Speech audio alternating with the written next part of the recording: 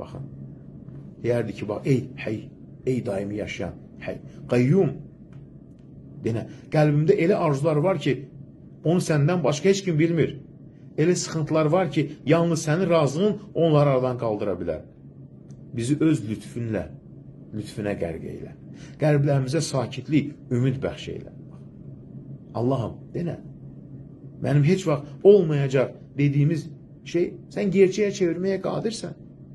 Bax, öz geniş lütfünlə bir açılış ver. İtirdiklərimin yerinə daha xeyirlisini bəxş eylə. Qırılmış qəlbimi öz lütfünlə sevindir. Ey Kərim, baxın, gözəl sözlər dua edərkən, bəzən dua edərkən səhvlərdən birisi nədir?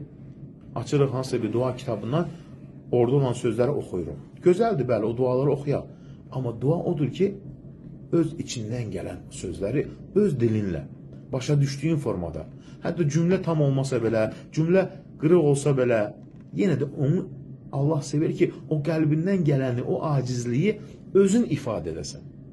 Bax, ən gözəl dua elə də məhz budur.